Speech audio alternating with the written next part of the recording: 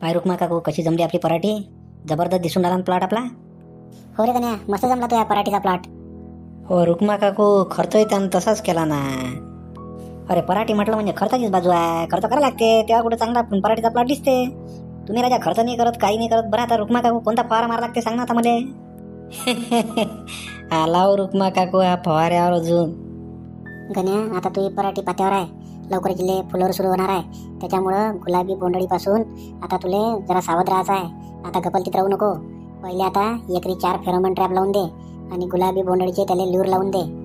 बरं बरं, त्यानं काय होईल.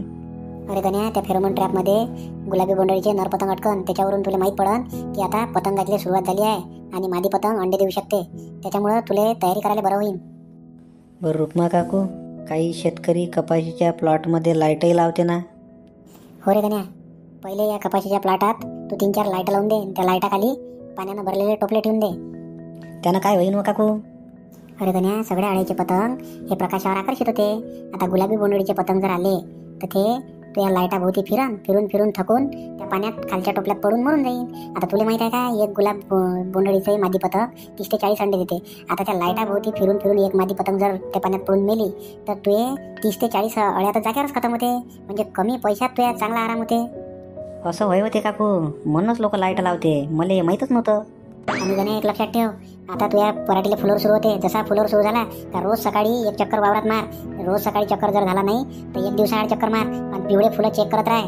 त्या पिवळ्या फुलात जर थोडासा काळा डाग दिसत असेल तर त्याच्या अंदर गुलाबी बोंडळी राहू शकते. सगळ्यात पहिले गुलाबी बोंडळी पिवळ्या फुलात येते, म्हणून तिथंच नियंत्रण करणं गरजेचं आहे. आता त्या पिवळ्या फुलातून जर तू वेचून काढून ते अळी मारली तर ते पुढे बोंडात घुसणार नाही. एक वेळा जर ते अळी बोंडात घुसली का नंतर नियंत्रण करता येत नाही. म्हणून सगळ्यात पहिले पिवळे फुलं चेक कर रे बाबू, नाही तर काही खरं नाही. हो, फुलोर लागल्याबरोबर रोज माझ्या घरची बाई आणि मी दोघंही चक्रा टाकतो ना हो काकू.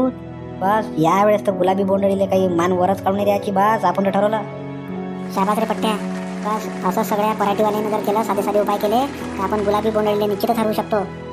तुम्ही पण कपाशीवाले शेतकरी बंधूंनो हे साधे साधे उपाय करा आणि गुलाबी बोंडळीला दूर पळवा. हा कृषी विभागाचा सल्ला आपण पण लक्षात ठेवा आणि दुसऱ्यांना पण सांगा. धन्यवाद.